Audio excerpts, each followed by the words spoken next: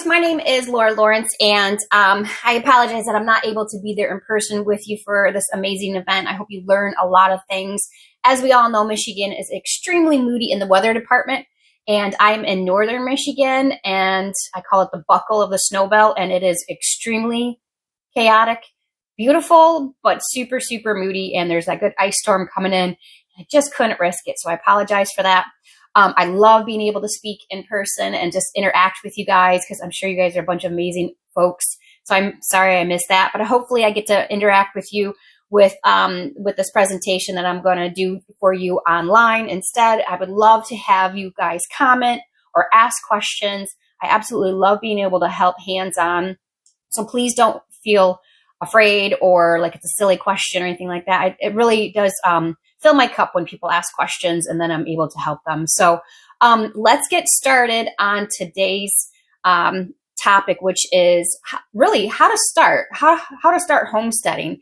And a bonus for everyone else who's going to be on my YouTube channel or gets a hold of this video, you guys get to have access to everything as well. So yay, it actually works out for maybe more people who actually, who are maybe needing to hear it right at this moment. So I'm glad to be able to at least be able to do this and bring it to you and then have it play at the event. And then for all my other people who end up finding the video and stuff like that. So I have a lot of stuff that I brought. So I got my warm coffee here, semi-warm, you know how it goes, with a homemade marshmallow that I put stinging nettles and calendula in it because I absolutely love herbs. And we're going to talk about that. But it's lovely to have a nice homemade marshmallow with our maple syrup that we just finished up maple syrup season here in northern Michigan. So we're going to be talking about how to start homesteading. And it's like that, it's that jumping off point. Where do you even start with homesteading? First, let's talk about what is a homesteader. I think a homesteader is anybody who is a producer rather than just a consumer. And you can just produce your own bread at home. Say you just make loaves of bread and never buy that from the store.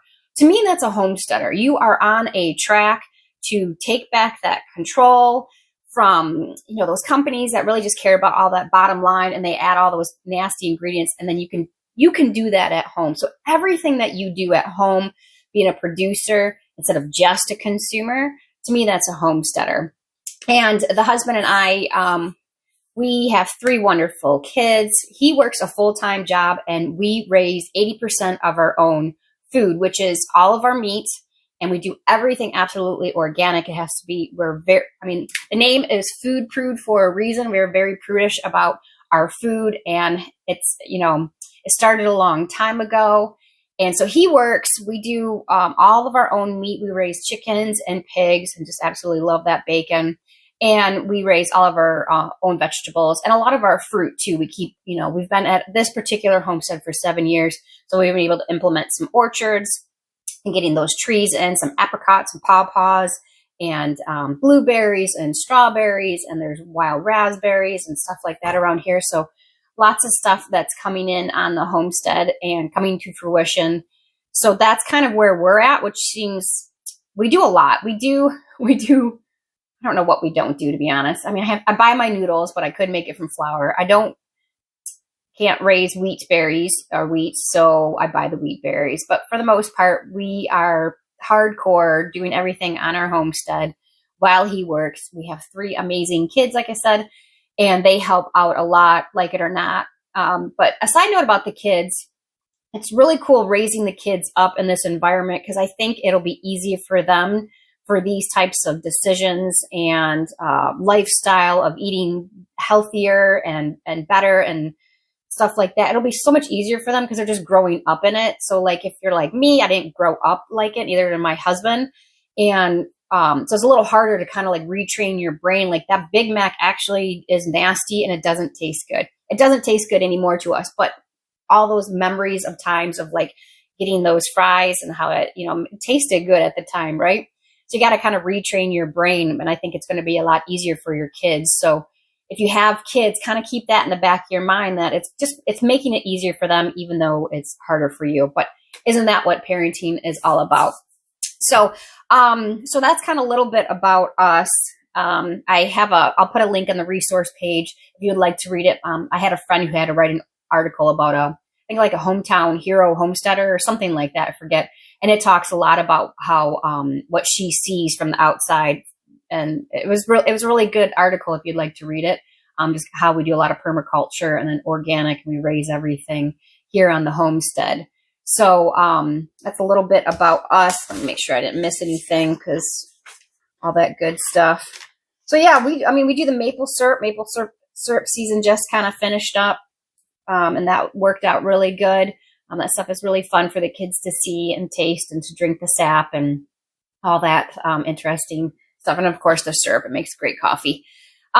So yeah, that's a little bit about us and our homestead. We live up here in Northern Michigan. I teach a lot of in-person classes, and I have a lot of online courses as well. My favorite is doing the in-person because you can just see the light bulbs go off and people and the fear, like just leave them. And then they go and do it. And they are so proud of themselves. And then I'm so proud. It makes me happy. I started teaching classes in 2020. We were pretty private before that. And I just had a lot of friends who would be like, it's your time. Obviously 2020, right? That was crazy. It's your time to go ahead and just, you're not as nutty as you think you are. I think people are ready to hear from you guys. And so we started teaching classes back then. So I do a lot of gardening classes and herb classes. And this year I'm doing an introduction to beekeeping classes that I'll talk about in a minute here. But yeah, so that's a little bit about us. So let's get started on how to start homesteading. All right, let's talk about where do you start with homesteading now that I gave you an overview, kind of like what we do in a very chaotic way, but that's kind of how I talk sometimes. So here is like an analogy or something like that of where to start. So when you order something from like Amazon or IKEA or a big box store or whatever, say it's a big bookshelf or bookcase or a desk or something like that, you're all excited, right? You're like, I finally need this piece and it's going to fit perfect where I want it and I can't wait to get it. It finally arrives and you tear open that box and you empty everything out and you start to realize that there are 100 pieces. The direction booklet is about this thick and it's not really with always the most understanding directions that you can see. So at that point, while it's all out, it looks very overwhelming and you're like, why did I even purchase this thing? I should have just had someone else build it. I should have just picked it up at a store pre-built because like this is ridiculous. Like all these little nuts and bolts and whatever else that they throw in there, right? And then maybe you even start to look at the return policy before you even get started. So that is like homesteading. So you're all excited with the idea from scratch cooking, the gardening, the preserving, the harvesting, the canning, the dehydrating, the freeze drying, the fruit trees, the raising the pigs, raising the lamb. How about a milk cow? Wait, can I even grow a tomato? Wait, how do I even trim them? Sourdough sounds yummy, but what is this feeding and discard? Fencing in the animals? Oh yeah, okay. Butchering them? Oh my gosh, can I even do that myself? That is the overwhelming part when you start to realize that there could be 20 different things going on at one time that you have to try to learn the knowledge of and not make as many mistakes and try to make sure that everything is taken care of, right? It can be very overwhelming, just like looking at that direction booklet of that desk that you wanted to put together. So maybe you even start to look at the return policy about homesteading, just saying. But remember, it's how you start. That direction booklet has step number 1 written at step number 1 for a purpose, right?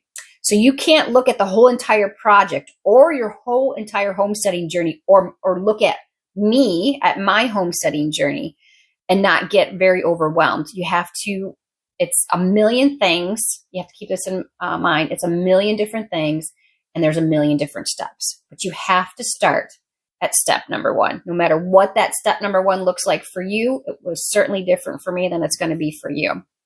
So sometimes you tighten that screw too much or you forget to trim your tomatoes. It's okay because you're moving forward and you are doing it. It's the just do it attitude that I teach in my class. And yes, I just did the bunny quotes, didn't I? I hear from it from many students how after attending the class that they stop with their analysis paralysis. I hear this over and over. And they just go ahead and just do it. They're not waiting for the perfect time. They're not waiting for the perfect scenario or the amount of money or the weather to be perfect or anything like that, or even in their mind to be perfect. They're just going to go ahead and just dive in and just do it. Do something. Do that step number one, no matter what that step number one is for you, okay? So that's what I want. I want to give you permission to go ahead and just do it. And you're going to be all right. You're going to make mistakes, but you're going to also have great successes. And you're also going to be teaching your kids or even your family members or your postman person who stops by that sees you out there working your tail off in the garden or whatever. They're all ways of learning when you make the mistakes and the great successes. So that's the mindset that I want you to have today is, you're going to hear from a lot of things. I'm going to cover a lot of different topics because I was asked to, and it's going to seem overwhelming, but just pick one thing, learn from it. I'm going to give away a lot of free resources today that I really hope that you go and do. It's very tailored to Michigan because I grew up in Michigan, but you can, if anybody else is listening to this from across the other parts of the countries, you can tailor this to any of your areas as well. So I give you permission to go ahead and just do it. Take some notes today, pick some cool things that you want to try and just get started, no matter if it's a baby step, if you're just wanting to make a loaf of bread at home. Don't even do the sourdough, just make a loaf of bread at home. Plant a couple bean seeds. That's all you have to do. You don't have to get a beekeeper suit and start beekeeping right away. Build up the baby steps first, okay? So let's get on with our first topic. After now we have our mindset, let's get started. Okay, so our first topic that we're going to talk about, and one of my favorite things to do with what I consider homesteading, is sourdough, because bread is life, right? I absolutely love bread. Maybe you do too. And if you don't, I don't know if we can be friends, but we'll try anyways.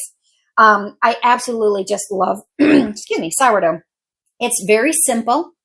It's nutritious and it's very easy. But with sourdough, it can be very intimidating at first, right? Like if you've never experienced it. I remember asking a friend about it who was doing it, and she had this nonchalant attitude. I don't think she wanted to teach me anyways about it, but I was like, what is that? And she's like, oh, it's just this. And I was like, okay, do you want to tell me about it? And she didn't.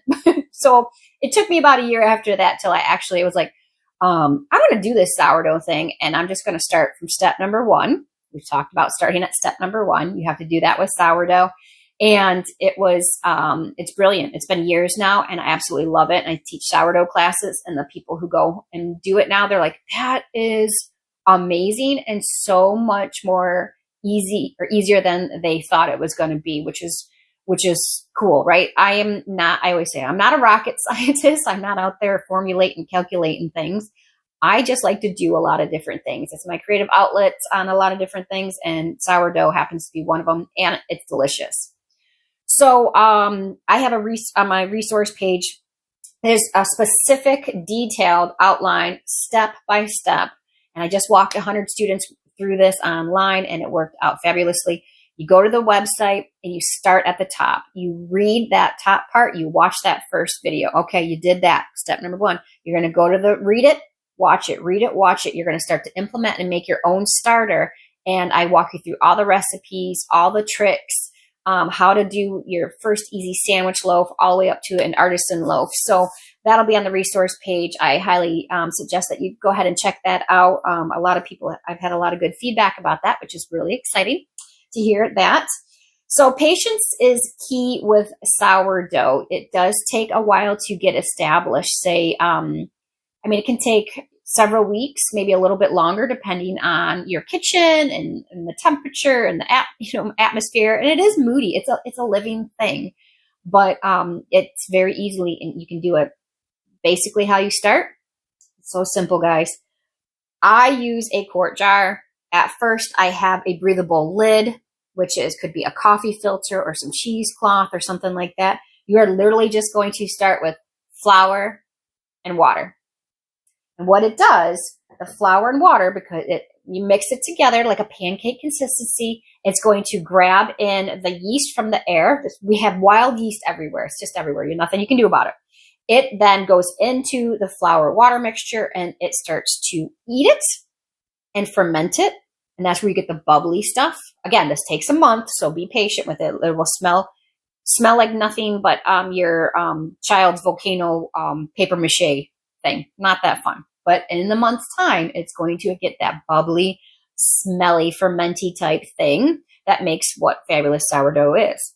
And the purpose of making sourdough bread is, one, you don't have to buy the yeast from the store anymore. Yay, that's a manufactured yeast. I just try to stay away from anything from from the manufacturers with the stores and stuff like that. But so what it is, it's that yeast is the purpose of sourdough is that it turns the bread actually healthy, especially when you learn later on, this is step number 99, how to use freshly milled grains. You are having an abundance of insane amount of nutrition in bread. Bread's not scary. Bread is good for you. It's okay. But at first, it's breaking down that gluten and that phytic acid and stuff like that. So then when you digest it, your body can go ahead and handle it better and then absorb any of the nutrients that is in the flour or any of the add-ins that you add in and stuff like that. So that's what makes sourdough really cool, is that it actually ends up being a healthier type of, a way healthier type of bread. And again, it's only when you start to make your own artisan loaves, which I don't have one here because my oven is broke. That's a story. That's a dramatic story. But you're basically just using flour, water, and salt, and a little bit of technique and some patience, and you will have amazing bread that makes great grilled cheese. It makes, we don't buy crackers anymore because to find organic crackers is really hard or really expensive and it's just silly. So either I make crackers with the discard, which is super easy, or I just cut up that artisan loaf and we just, rip it up and put that in all of our chilies and our soups. And that is just a fabulous way to eat the sourdough. But you can make everything, which this morning I actually made, which is kind of funny. I just travel with my English muffins. But these are English muffins, extremely easy to make. You don't need an oven. You just use your stovetop after you let it ferment overnight. And then you can make wonderful, let me see where I can put this, wonderful, all kinds of stuff. So it doesn't have to be that intimidating artisan loaf. I make a ton of pizza, English muffins. You can make donuts. You can make sweet things. There's just a whole plethora of fabulous recipes out there. And then that way it's healthier, and then you can have bread and it's easier to feed everybody too. You can make sandwich loaves and be like, just go make yourself a sandwich and just leave me out of it, right? And if you make a mistake, breadcrumbs. Okay, this is a life metaphor. If the loaf doesn't turn out, you make it into breadcrumbs, right? Instead of lemons into lemonade, we are making bread into breadcrumbs. And then you can make your homemade chicken nuggets, which there's a recipe on my site for that too, of course. But so keep that in mind about the sourdough and everything like that. So I hope this gives you a little encouragement to go ahead and try it if you have not already tried it. If you're already on the sourdough train, I know you're probably giving me a high five because it's an amazing thing. But again, that resource list is going to walk you through everything. And there's a chat link as well that you can just message the group and ask questions, and we'll be able to help answer you. So let's go. Okay, so our first topic that we're going to talk about, and now we are going to be talking about beans, the musical fruit. The more you eat, the more you, everybody, okay. Probably Kathy's going, oh, Laura. But that's a fun one. I absolutely love beans. And in specific, these are my famous purple potted pole beans, because everyone who has come to the homestead is just amazing because, one, they're purple. They're freaking cool. And I also grow them vertically in this hoop type thing that my friend gave me the idea of. And then I just absolutely love it. So we're going to talk all about beans, why you should be growing beans. And you don't have to do purple and you don't have to do pole beans, but we're going to specifically talk about pole beans because they are a wonderful addition to any garden for many reasons. So the first reason is beans in themselves are magical little things. They actually fix the soil. So they put their little roots put nitrogen into the soil, which then benefits the soil and whatever is planted after or the next year or something like that. That's pretty cool. So they can kind of grow in any environment. And these ones are specifically, like I said, pole beans. So we plant them vertically. And how we plant them vertically, there'll be a video link so you can see exactly how I do it instead of me just waving my hands around. But we use hog panels or cattle panels, whatever you want, whatever you can find. And we use rebar to hold them in place. And we just kind of grow them like this. And then you can go underneath and just pick off the beans. So one, they're not dirty on the ground. Two, they're easier. You're not bending over to try to find them. You are literally just pulling them above your head and right next to you. And you can have the smaller kids pick off the bottom ones. It's amazing, right? So they're easy to pick. And then since you're growing them vertically like this, it's a great space saver. So you can have two if you want to do bed gardening. We don't, but if you had two beds, you can literally fill in this whole area with whatever, tomatoes, peppers, whatever you want, and then use that as a vertical space in between the two things that you walk through. And then you have growing beans right there. And you can plant them so close to each other. So one little tiny bean seed, God has them designed things just so amazing. I just love the way he has done so much for us. It's just so much. So he has done that one little bean seed. You give it this space that it grows. And I would want to say that they probably grow 10, 11 feet if you give them the space. If you don't give them the vertical space, they're only going to grow a couple feet, which is fine. So you just give them what you can. But if you can give them that long space, you're going to plant that one seed. And then how many beans are you going to get off of a 10-foot vine, right? That's amazing. So you don't need a whole bunch of them unless you want to do them a whole bunch, which is great. So we preserve them as well by pressure canning them. And I have a link on the resource page too to show exactly how to pressure can the beans. And they're kind of cool, I guess. It's kind of like a magic trick.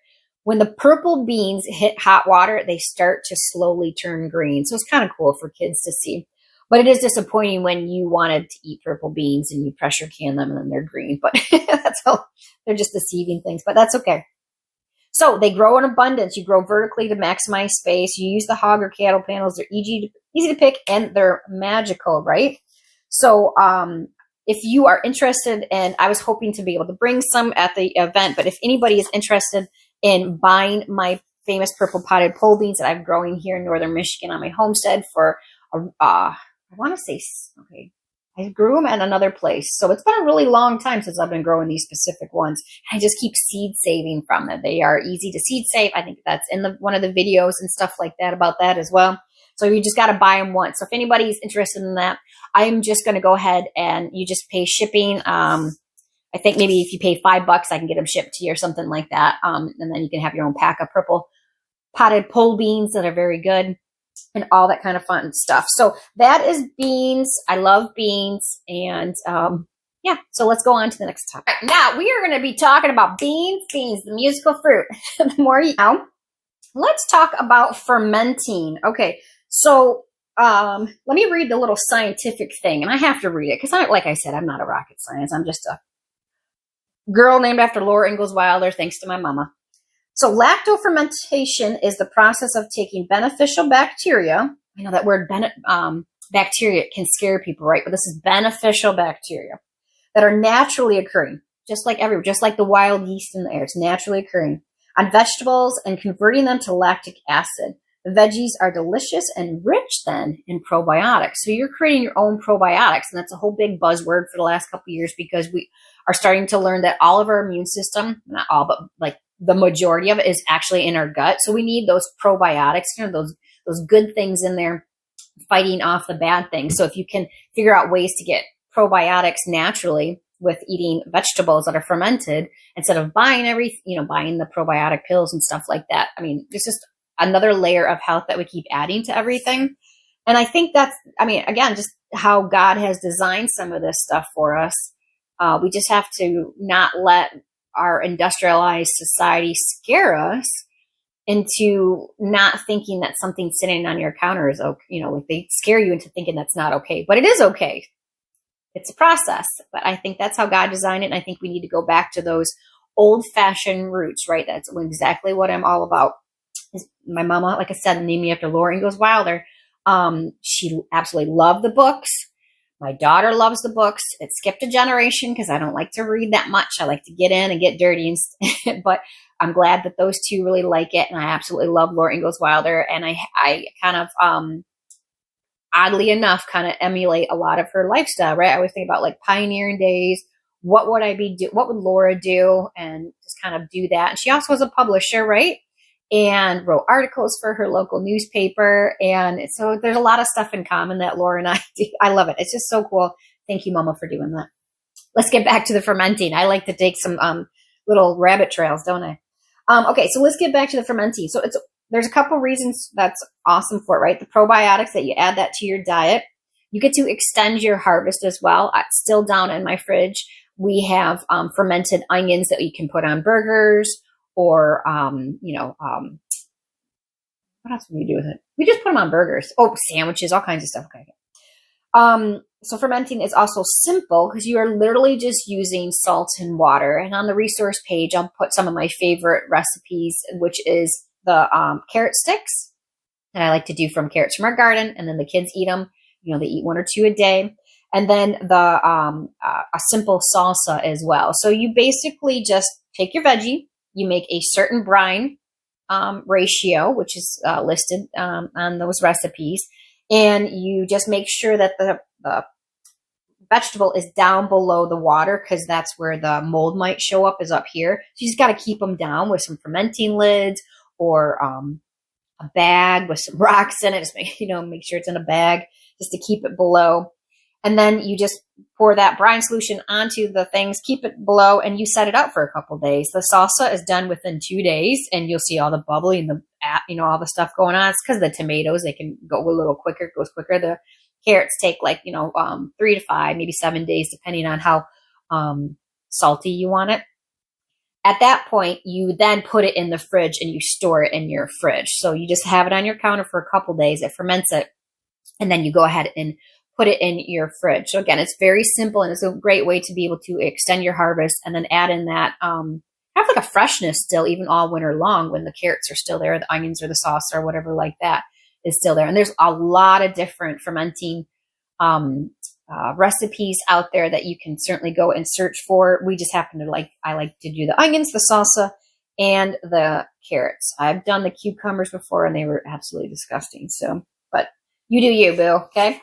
So that is fermenting in a very quick nutshell, but it's so simple. Again, you just need that jar, some salt, water, and now let's talk about fermenting. Okay, so let me read the little scientific thing, and I have to read it because, like I said, I'm not a rock. I'm going to talk about herbs. Herbs or herbs? Herbs. Herbs or weeds, right? There's a lot of weeds out there that people are carelessly mistaking for weeds, but they're actually herbs, and they're beautiful and they're wonderful, and they provide so much nutrition, actually. And for the pollinators, right, there's a big loss of bees this year, including my hives and then across the country, and that's really, really devastating. I mean, you probably know how important the pollinators are. So we're going to talk about beekeeping in just a minute, but so they, don't spray. Just don't spray. Leave the dandelions or the clover for a little bit and let them nourish off of it and stuff. Okay, back to the herbs. Okay, so I made this up. I actually am speaking in front of a class for kids, so I'll just give this to you guys as well. It just kind of covers about dandelion, lavender, and plantain, kind of just learning all about how to forage, where to forage, and when to forage. Of course, when you're foraging, you absolutely must make sure that you are correctly identifying what you are foraging. Like, take a class, usually classes are really good. Find somebody very knowledgeable. Absolutely get books. I'll put links to some of my favorite books below, which anything by Nicole Palian. I don't know how to say her name. I apologize. And then Bevan Cohen from Small House Farms just came out with a fabulous book. Actually, I'll grab it because it's right here. I was so excited to get this book, and I just cannot wait to dive in. I literally just opened it up 2 days ago. It is Herbs in Every Season, and he's got really cool recipes for all kinds of stuff, but it's just really neat. He talks about how to use them in the kitchen, or different, even recipes for your hair. And he really detailed, and pictures. I have to have pictures. I like it. So I recommend that book. That's a really good book. So, okay, so make sure you are correctly identifying when you are foraging. And where to forage is absolutely not on the side of a road because of the car fumes and the oil and the gas and all that stuff. Do not do that. Find somewhere off the beaten path. Do not forage where somebody is spraying, even if it's your yard. If you live in a suburb and that guy is spraying that make your lawn greener crap, you're just going to have to go out into nature and find some really safe spots because you do not want to have any of those chemicals, right? That's the point of I think you probably get in the homesteading. So you're trying to stay away from a lot of the bad stuff, right? The pesticides and everything. And then when to forage is typically in the morning after the dew has dried off, but that hot sun hasn't got on it and stuff like that. Because sometimes with some of the herbs, their properties kind of go up to the plant, and then when that sun or the flower, when that sun hits it, they kind of withdraw back down. So you kind of want to get when it's maximum up in that flower or the petal or whatever that particular thing that you're harvesting where the best thing is. But don't get hung up on sometimes like that. Just go and do it and try it at first, and then you'll be amazed at it.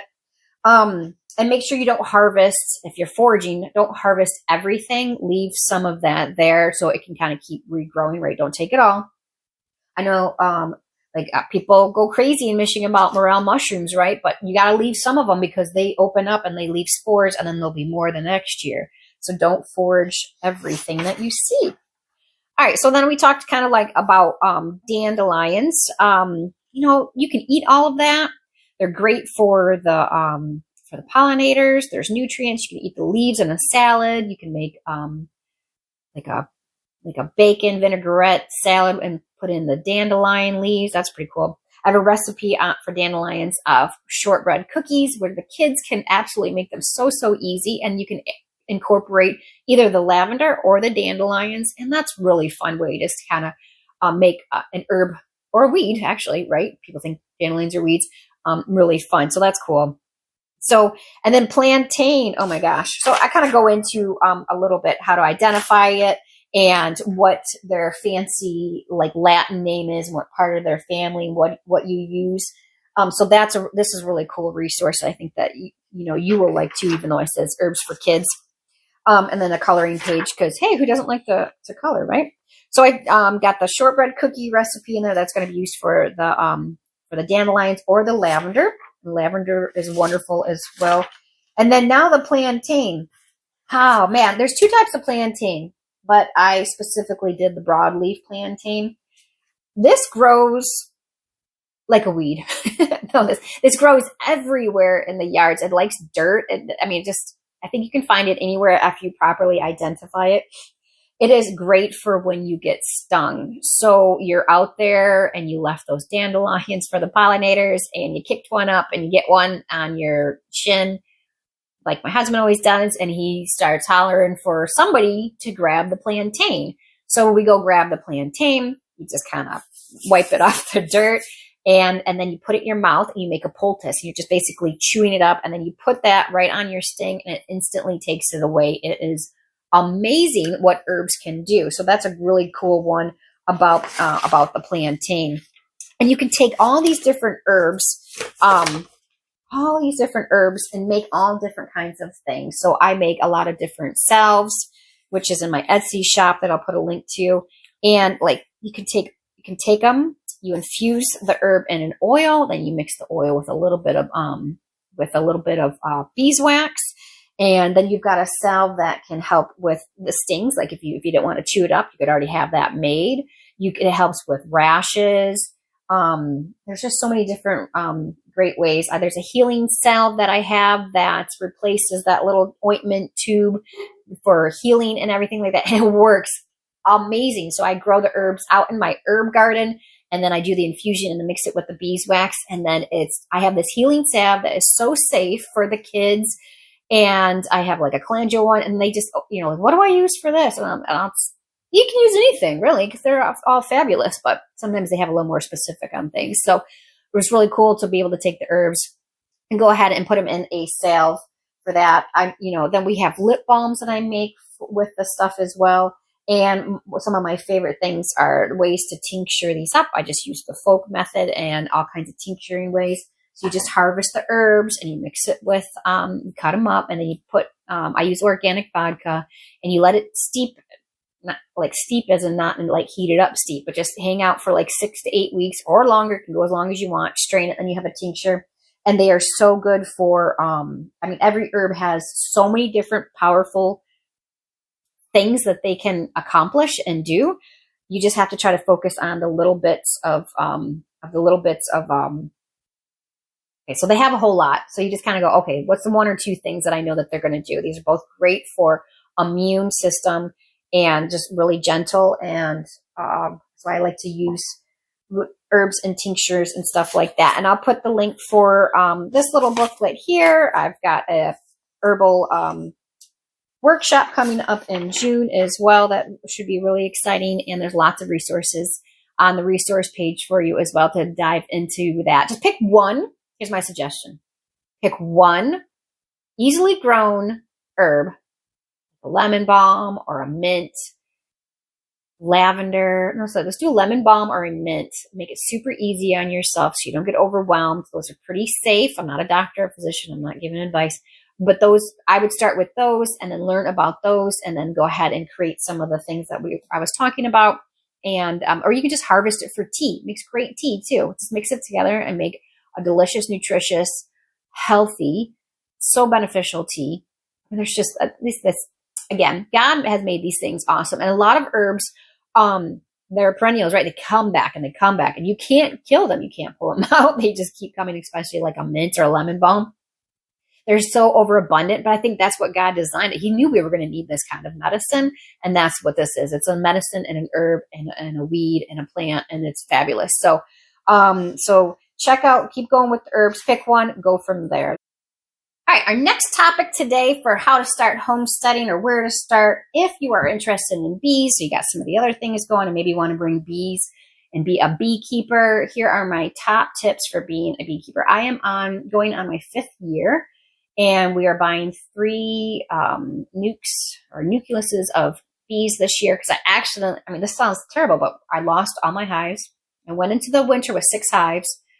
And I just lost my last one, and I have no idea why.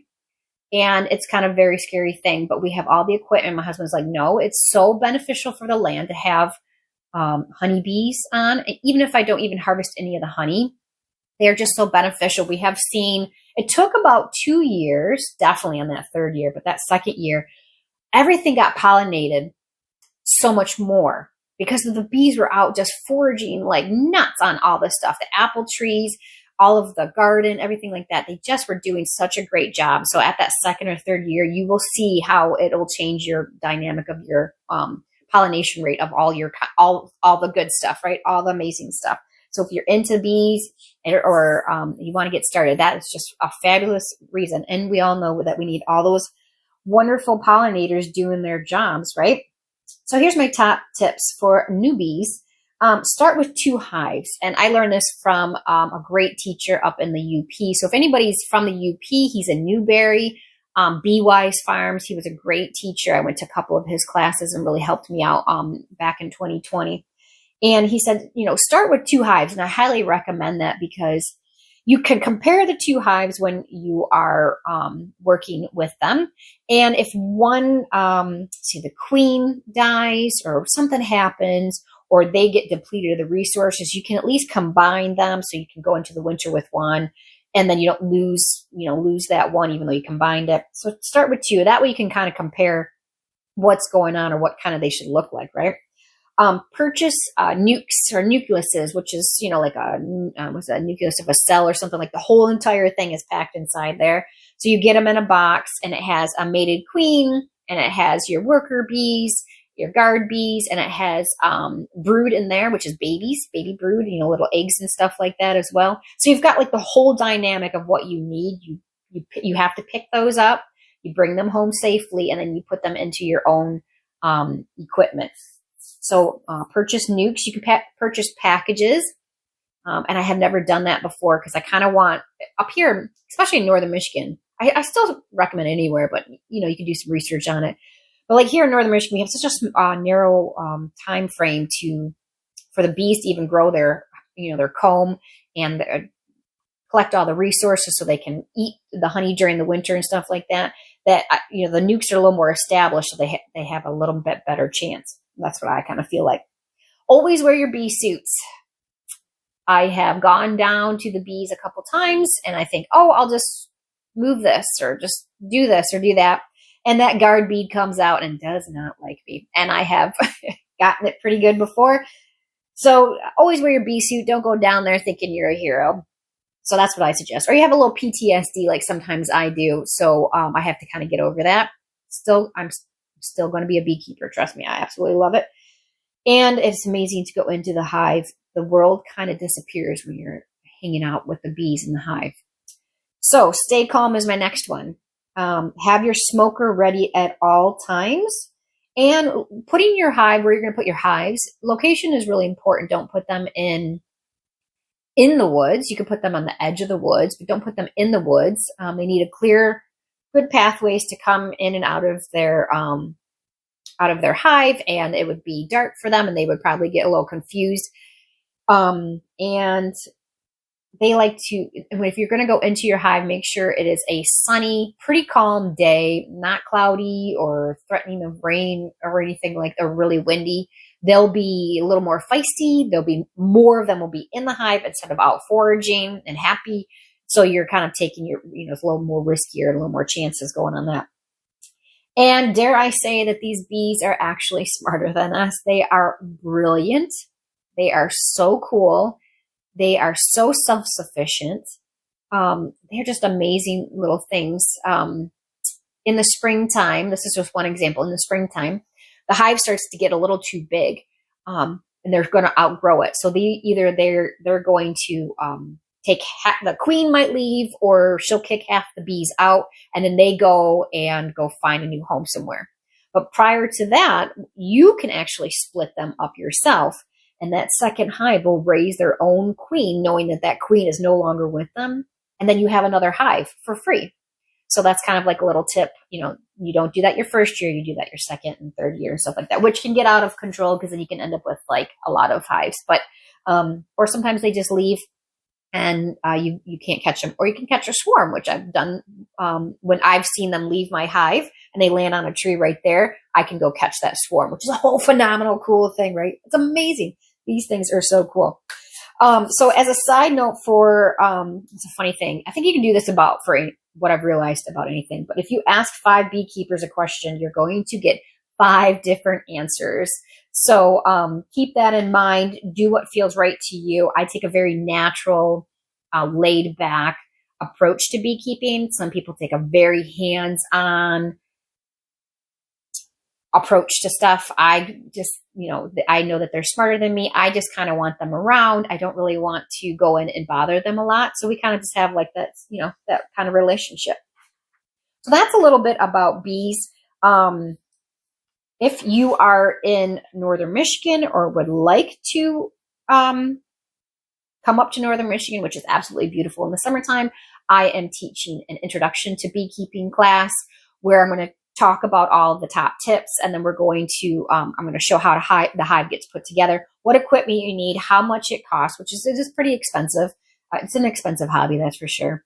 Then and then we're going to go into the hives as well. If you don't have a bee suit, that is not a problem at all. I'm going to take the frames out and I can bring them over to the group who doesn't have a bee suit, and you'll be able to see very safely. Unless you have anaphylactic shock or whatever that is, allergic, I would not suggest doing this, but I'll show you the frame. You can see the bees moving around. You'll be able to see the eggs and stuff like that. It's really cool. So that is in June. If you are in the area or know somebody who would like to come learn, it's $40. It's really affordable introduction to beekeeping class. And it's kind of really good to see what you're getting into before you start to invest in the bees, because each nucleus is like $200. And then of course you've got your hive equipment, and then you need your bee suit. So there's a good cost on that. So feel free to come to that class. I have a very intensive organic gardening class series that I'm doing. There's an introduction to gardening where I'm going to walk you through all the planning and take the fear out of gardening and just kind of set you up for success. But then there's a tier 2 and a tier 3 where you actually come back to my homestead with me, we continue learning very, very hardcore on the topics of gardening. And we're going to be actually out in the garden itself where we look at every single thing. So we're going to identify pests. We're going to learn exactly how to trim tomatoes. Guys, I have been gardening for a very long time. I did not grow up like this. Like, I want to make sure I preface that. But I've been gardening for a really long time, and I dare say I'm very successful at it. I can grow the crap out of some stuff. So this year, I'm really taking that deep dive of gardening with my students, and we're going to be physically in the garden and not just talking theory. Because what I've seen when I've done homestead tours, just walking through the garden, kind of chatting about it, these light bulbs go off, and they know exactly what they need to go do. And take that and go to their own gardens and do that right at home. So we're going to be, like I said, we're going to be actually sitting and doing and looking and observing and talking and discussing. And then they take all that knowledge and they go home. And the last class will be even including some seed saving as well. So you can understand the concept of seed saving.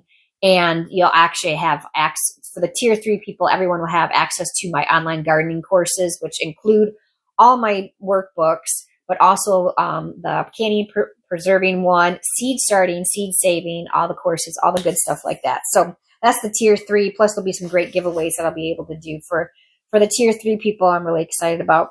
I have a lot of online courses too. So if you're not able to come to Northern Michigan, lots of free resources. The whole resource page that I'm going to link to is going to have a lot of free resources. It's also going to have some paid courses as well, like my gardening intro to herbs, seed starting to seed saving, all kinds of just wonderful things that you can learn at your own pace for the Michigan area and beyond. And then I also have an Etsy shop that sells some of my healing salves, my lip balms, great gift sets that have sold really well. And I make this lard soap that let's deviate for the lard soap real quick. This dawned on me the other day, and I was so excited about this. So I make this lard soap, which sounds like, oh my gosh, you're rubbing a pig on yourself. I've heard that from people, but then they end up absolutely loving the soap. You know who you are. But it's not, you're not rubbing a pig on yourself. Lard is actually very nourishing and moisturizing and everything like that. But what's cool and dawned on me is that we raise the pigs here. We actually breed the pigs here. We raise the pigs here. And they're all done organically. We do USDA certified organic feed. And we're very prudish again. That's unapproved, right? And then we butcher them here. And then we harvest and butcher.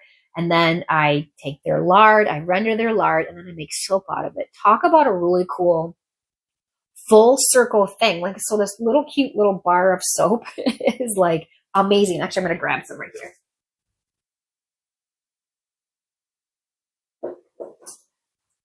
So here are the lard soap that I have. These are, I call them piggy soaps. And there's this really cute little emblem on there for piggy soap. These, I have them a couple different scents, and I use organic essential oil, and some are plain as well. So the black one, I actually have added activated charcoal in there, so it can not only nourish you, but it's also drawing out the impurities as well. So that's why that's black.